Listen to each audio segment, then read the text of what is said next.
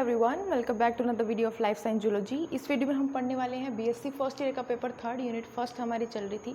आज का हमारा टॉपिक है प्लाज्मा मेम्ब्रेन। इसमें हम बेसिकली फंक्शन क्या होते हैं प्लाज्मा मेम्ब्रेन के वो जो है डिस्कस करने वाले हैं। ठीक है, तो किस तरीके से जो है ट्रांसपोर्ट होता है सब्सटेंस का प्लाज्मा मेम्ब्रेन के थ्रू, कौन कौन से जो है ट्रांसपोर्टेशन होता है, एक्टिव पैसिव ट्रांसपोर्ट हम पढ़ेंगे।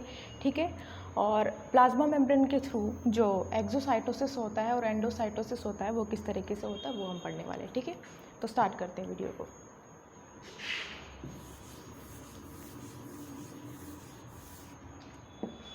सबसे पहले हम पढ़ेंगे ट्रांसपोर्ट के बारे में। ठीक है, ट्रांसपोर्ट जो होता है वो दो तरीके का होता है। पहला है एक्टिव ट्रांसपोर्ट, ठीक है। दूसरा आता है पैसिव ट्रांसपोर्ट।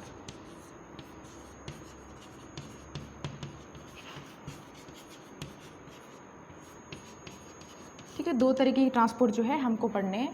सबसे पहले हम पढ़ेंगे एक्टिव ट्रांसपोर्ट होता है वो कैसा होता है।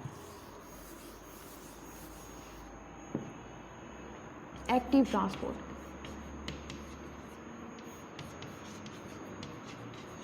एक्टिव ट्रांसपोर्ट की अगर हम बात करें तो इस ट्रांसपोर्ट में हमें एनर्जी की रिक्वायरमेंट होती है। ठीक है, केमिकल एनर्जी की इसमें ज़रूरत होती है।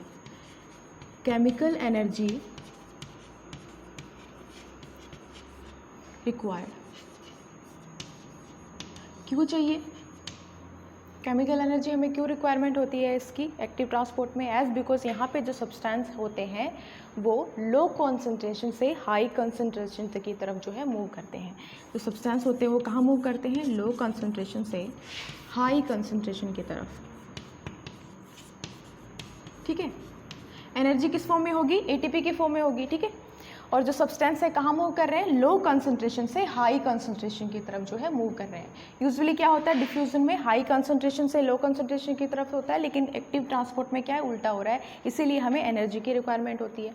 ठीक है, तो एज बिकॉज इसमें लो कंसंट्रेशन से हाई कंसंट्रेशन की तरफ जो है सब्सटेंस मूव कर रहे हैं, इट मीन्स ये जो डिफ्यूजन ग्रेडियंट है उसको फॉलो नहीं कर रहा। ठीक है, तो हम ये बोल सकते हैं the substance are moving against diffusion gradient. ठीक है, the substance are moving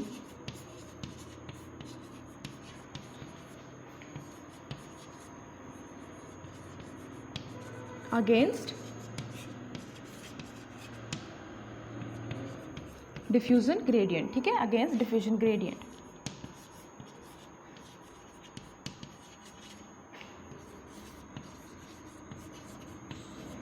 ठीक है, तो ये था एक्टिव ट्रांसपोर्ट। नेक्स्ट अब हम पढ़ते हैं पैसिव ट्रांसपोर्ट क्या होता है। ठीक है,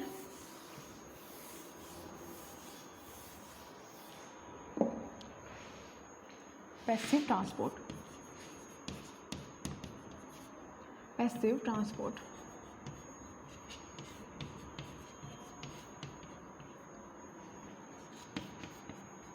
ठीक है, पैसिव ट्रांसपोर्ट इसमें क्या होता है हमें एनर्जी की ज़रूरत नहीं होती है। ठीक है, हम लिख सकते हैं do not required energy, do not require chemical energy. ठीक है, इसमें किसी भी तरीके की कोई केमिकल एनर्जी की रिक्वायरमेंट नहीं होती है। ठीक है, क्यों नहीं होती है यहाँ पे?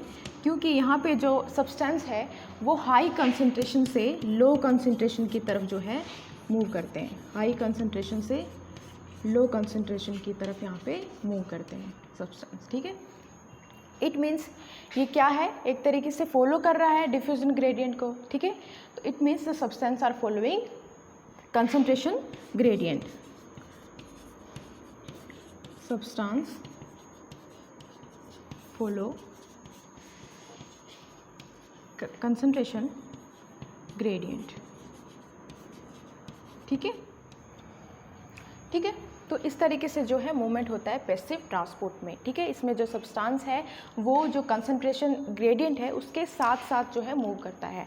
ठीक है, move along with the concentration gradient, या फिर हम बोल सकते हैं फॉलो कंसंट्रेशन ग्रेडियंट। ठीक है, अब हम नेक्स्ट पढ़ते हैं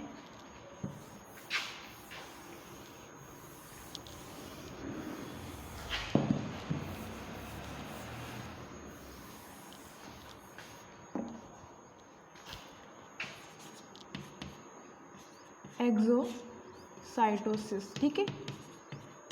जब हमने स्ट्रक्चर पढ़ा था यूकैरियोटिक सेल का, तो हमने वहाँ पे जो एक्सोसाइटोसिस और एंडोसाइटोसिस दोनों को डिस्कस किया था, ठीक है। अब हम देखते हैं कि एक्सोसाइटोसिस एक्चुअली में कैसा प्रोसेस है, ठीक है। तो यहाँ पे क्या होता है, सेल से कोई भी सब्सटेंस बाहर निकलना कौन सा प्रोसेस कहलाता है, एक्सोसाइटोसिस, ठीक है। एग्जिट ऑफ सब्सटेंस, एग्जिट मतलब बाहर निकलना, ठीक है। Exit of substance is known as exocytosis, ठीक है। इसमें क्या होता है, कोई भी सब्सटेंस सेल के बाहर जाता है। Exit of substance from the cell क्या कहलाता है, एक्सोसाइटोसिस, ठीक है। क्या कहलाता है ये प्रोसेस, एक्सोसाइटोसिस। दूसरा हम पढ़ते हैं एंडोसाइटोसिस, ठीक है। इसमें क्या था, एक्सोसाइटोसिस में कोई भी सब्सटेंस जब सेल के बाहर निकलता है तो क्या कहलाता है, एक्सोसाइटोसिस।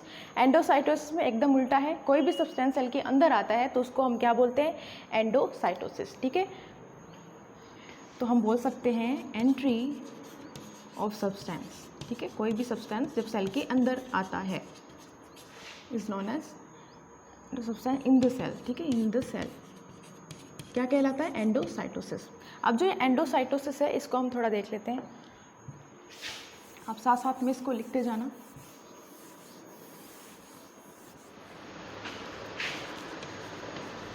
एंडोसाइटोसिस को हम दो तरीके से पढ़ते हैं, एंडोसाइटिस को दो तरीके से।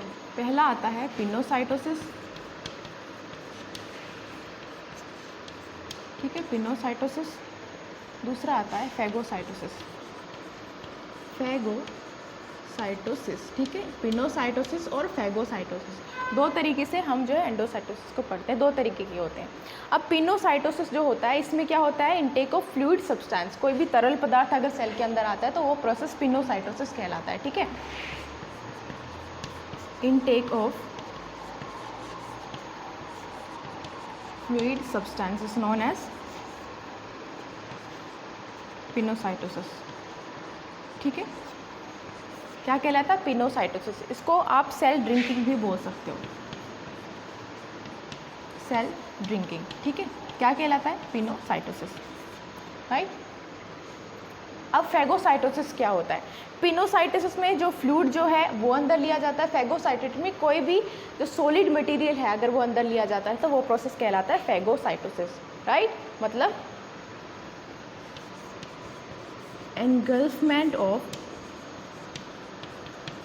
सॉलिड पार्टिकल या सॉलिड मटेरियल क्या कहलाता है, फैगोसाइटोसिस, ठीक है, ठीक है। क्या कहलाता है, फैगोसाइटोसिस। इसको हम सेल ईटिंग भी बोल सकते हैं, इसको हमने सेल ड्रिंकिंग बोला था पिनोसाइटोसिस को, फैगोसाइटोसिस को आप सेल ईटिंग बोल सकते हो, सेल ईटिंग, ठीक है। तो ये प्रोसेस होता है एंडोसाइटोसिस में, राइट। ये आप नोट कर लीजिए।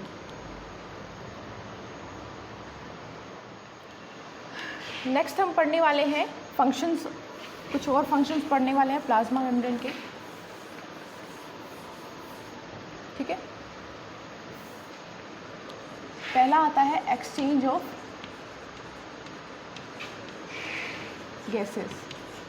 तो गैसेस का जितना भी एक्सचेंज होता है किसके थ्रू होता है, प्लाज्मा मेम्ब्रेन के थ्रू होता है, ठीक है। नेक्स्ट क्या प्रॉपर्टी होती है, प्लाज्मा मेम्ब्रेन जो होती है वो कैसी होती है, सेलेक्टिवली परमिएबल, ठीक है। कैसी होती है प्लाज्मा मेम्ब्रेन, सेलेक्टिवली परमिएबल होती है, कुछ सेलेक्टिव चीज़ों को ही जो है प्लाज्मा मेम्ब्रेन अंदर अलाउ करती है सेल के, ठीक है। और सेलेक्टिव मटेरियल को जो है सेल से बाहर जो है अलाउ करती है, राइट। थर्ड प्रॉपर्टी आती है सेल टू सेल रिकॉग्नाइजेशन, ठीक है, सेल टू सेल रिकॉग्नाइजेशन। इसका क्या मतलब हुआ, यूजुअली जब कोई भी ऑर्गन ट्रांसप्लांट होता है, जैसे हार्ट ट्रांसप्लांट होता है, तो ये जो प्रॉपर्टी है सेल टू सेल ऑर्गेनाइजेशन, ये बहुत ज़्यादा इंपॉर्टेंट जो है प्रॉपर्टी होती है। फॉर एग्जांपल जो हार्ट है उसका जो सेल है आप किडनी में ट्रांसफ़र नहीं कर सकते, ठीक है, और जो किडनी का सेल है वो हार्ट में आप ट्रांसफ़र नहीं कर सकते। एज बिकॉज सेल किससे बनी होती है, ग्लाइकोप्रोटीन और ग्लाइकोलिपिड से, ग्लाइकोप्रोटीन और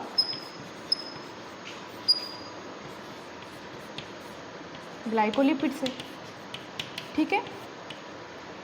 तो आपके फॉर एग्जांपल आपकी जो आरबीसी की जो प्लाज्मा मेम्ब्रेन है उसका जो लिपिड कॉम्पोजिशन है वो अलग होगा, ठीक है। आपका जो हार्ट सेल है उसमें जो प्लाज्मा मेम्ब्रेन है और उसका जो लिपिड कॉम्पोजिशन है वो डिफरेंट होगा, ठीक है। तो ये जो प्रॉपर्टी है सेल टू सेल रिकॉग्नाइजेशन इसलिए ज़्यादा इंपॉर्टेंट हो जाती है एज बिकॉज इसमें जो है एक सेल जो है दूसरे सेल से मैच नहीं कर पाता, क्योंकि यहाँ पे क्या है, सेल टू सेल रिकॉग्नाइजेशन है। तो ये भी एक बहुत इंपॉर्टेंट प्रॉपर्टी हो जाती है प्लाज्मा मेम्ब्रेन की। तो हमने इसमें क्या क्या देखा, एक्सचेंज ऑफ गैसेस किसके थ्रू होता है, प्लाज्मा मेम्ब्रेन। दूसरा सेलेक्टिवली परमिएबल होती है, मतलब कुछ सेलेक्टिव चीज़ों को ही जो है ये अलाउ करती है सेल के बाहर और सेल के अंदर। तीसरा जो प्रॉपर्टी होती है प्लाज्मा मेम्ब्रेन की क्या होती है, सेल टू सेल रिकॉग्नाइजेशन की, ठीक है। तो इस वीडियो में हमने क्या पढ़ा, प्लाज्मा मेम्ब्रेन के फंक्शन क्या क्या होते हैं, राइट। तो इस वीडियो में इतना ही। Thank you so much for watching this video and I will see in the next one.